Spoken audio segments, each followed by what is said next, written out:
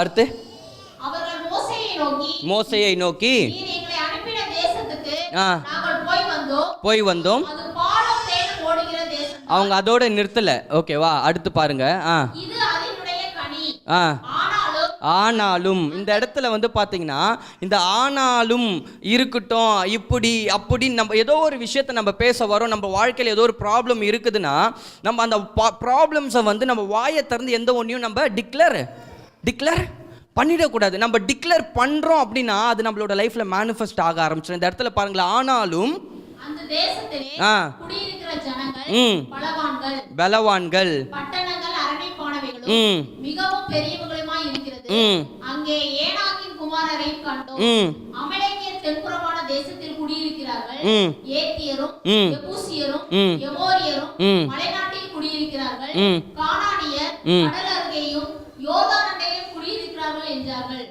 அப்பொழுது காலேப் மோசேக்கு முன்பாக ஜனங்களை அமர்த்தி, நாம் உடனே போய் அதை சுதந்தரித்துக் கொள்வோம், நாம் அதை எளிதாய் ஜெயித்துக் கொள்ளலாம். இப்போ இந்த இடத்துல 29வது வசனம் வரைக்கும் இவங்க எப்படி அந்த தாவீது அந்த வனாந்திரத்துல வந்து இஸ்ரவேல் ஜனங்க எல்லாருமே கோலியாத்தை பார்த்து பயந்து நடுங்கி அந்த ரிப்போர்ட்டை கொடுத்தாங்களோ, அதே மாதிரி இந்த ஜனங்களும் 29வது வசனம் வரைக்கும் நெகட்டிவ் ரிப்போர்ட்ஸை கொடுத்துட்டு இருக்கிறாங்க.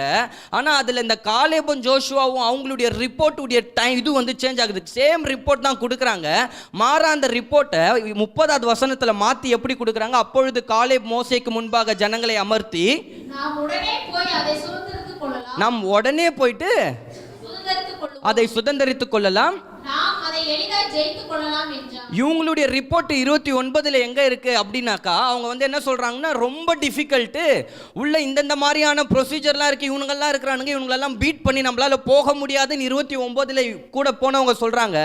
அதே கூட போனதுல இருக்கக்கூடிய காலேபோ யோசுவாவும் சொல்றாங்க, இவங்களை ஈஸியா நம்மளால பீட் பண்ணி வின் பண்ண முடியும் அப்படின்றாரு. அடுத்து பாத்தீங்களா, அவனோட கூட போய் வந்த மனிதரோ, நாம் போய் அந்த ஜனங்களோட எதிர்க்க நம்மாலே கூடாது, அவர்கள் நம்மை பார்க்கிலும் பலவான்கள் என்றார்கள். திரும்பவும் கூட இருக்கிறவங்க என்ன சொல்றாங்க? இல்ல முடியாது. நான் என்ன சொல்றேன்னா, நம்ம கூட இருக்கக்கூடியவனை வந்து நம்ம ரொம்ப கான்ஷியஸா பார்க்கணும். என்ன பண்ணணும்? நம்ம கூட இருக்கக்கூடியவங்க ரொம்ப ரொம்ப ரொம்ப நம்ம யோசிச்சு இவனை நம்ம கூட வச்சுக்கலாமா வச்சுக்க கூடாதா? ஏன் அப்படின்னாக்கா, நீ தனியாக நடந்தால் கூட நீ மேலே ஏறி வந்துடுவேன். ஆனால் நீ கூட எவனோ ஒருத்தவனை ஒரு மண்டை சூடு பிடிச்ச எவனோ ஒருத்தனை நம்ம கூட வச்சுட்டு இருக்கோன்னா, நம்ம என்ன தான் முன்னேறி போகணும்னு நினச்சாலும் நம்மளை பிடிச்சி இழுத்துருவானுங்க. அதனால் கூட இருக்கக்கூடிய அந்த கூட்டத்தை நம்ம கரெக்டாக பார்த்துக்கணும். இவன் வந்து நம்ம கூட வந்தால் இவன் நம்மளோட கூட சேர்ந்து மேலே உயர்ந்து வருவானா, நம்ம உயர்வுக்கு காரணமாக இருப்பானா, இல்லை நம்மளுடைய உயர்வை இழுத்துட்டு நண்டு மாதிரி நம்மளையும் அவன் கூடவே சேர்த்து வச்சுக்குவானா அப்படின்றத நம்ம பார்த்து அந்த மாதிரி ஆட்களை கூட வச்சுக்கணும். நம்ம ஏதோ ஒரு விசுவாசமான வார்த்தையை அவன்கிட்ட நம்ம பேசும்பொழுது அந்த வார்த்தையை அவன் கேட்டுக்கிட்டு அந்த வார்த்தையின்படி செயல்பட்டு அவன் ஓகேடா நான் உன்னோட வண்டியில் வரேன், ஏறி உக்காடுறேன், நான் அம்பாசிடர் காரில் போனேன், ஓகே இன்னைக்கு உன் கூட வந்து ஸ்விஃப்ட் காரில் உக்காடுறேன் வரேன், ஓகே அடுத்து ஸ்விஃப்ட்டில் போகிறோமா, ஓகேடா நீ சொல்கிற வார்த்தையை கேட்குறேன், ஃபார்ச்சுனரில் போகலாம் வரேன், அப்படியே வருவானுங்க கூட. ஃபார்ச்சுனர் வரைக்கும் வந்தானே அவன் விசுவாசம் செத்து போயிடும். அடுத்து ரோல்ஸ் ரைஸில் போல இல்லைப்பா நான் இங்கேயே நின்றுறேன் பண்ணுவான். அது அப்போ என்ன ஆகிடும்னா, அந்த இடத்துல பழகிட்டுமே நீயும் போவாதரா நம்மளையும் சேர்த்து இழுத்து ஃபார்ச்சுனரோட நம்ம கதையை முடிச்சிருவான். ரோல்ஸ் ரைஸ்க்கே போக விட மாட்டான். நான் சொல்கிறது புரியுதா? அதனால நம்ம கூட இருக்கக்கூடியவங்க வந்து நம்மளோட சர்வை பண்ணி வரவங்க இன்கேஸ் இருக்கிறாங்கன்னா, நம்ம அந்த ஆட்களை வந்து ரொம்ப கண்காணிக்கணும். நம்மளுடைய லைஃப்பை நம்ம கண்காணிக்கிறத விட நம்ம கூட இருக்கிறான் பாருங்க, அவனை ரொம்ப கண்காணிக்கணும். ஏன்னா அவன் தான் நம்மளோட உயர்வை ஃபர்ஸ்ட் தடுப்பான். அந்த வசனம் படிங்களேன்.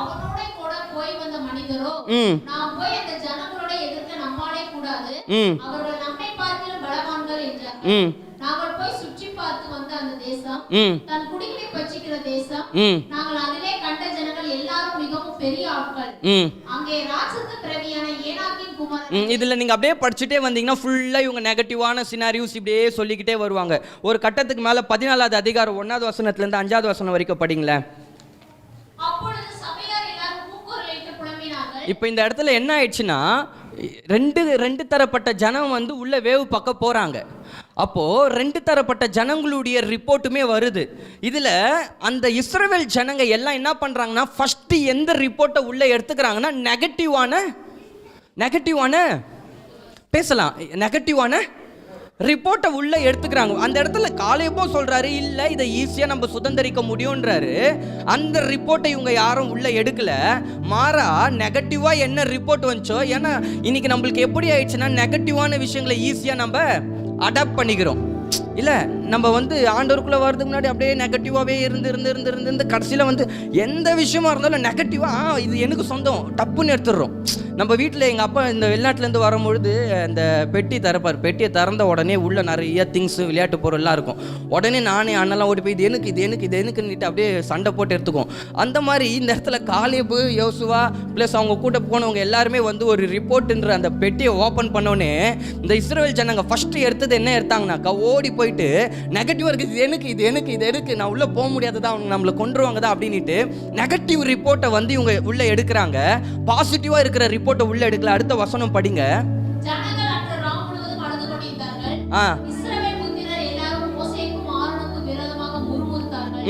சபையார் எல்லாரும் அவர்களை நோக்கி, எகிப்து தேசத்திலே செத்து போனோமானால் நலமாய் இருக்கும். இந்த வனாந்தரத்திலே நாங்கள் செத்தாலும் நலம், நாங்கள் பட்டயத்தால் மடியும் படிக்கும், எங்கள் பெண் ஜாதிகளும் பிள்ளைகளும் கொள்ளையாகும் படிக்கும். கர்த்தர் எங்களை இந்த தேசத்துக்கு கொண்டு வந்தது என்ன? எகிப்துக்கு திரும்பி போகிறதே எங்களுக்கு உத்தமம் அல்லவோ என்றார்கள்.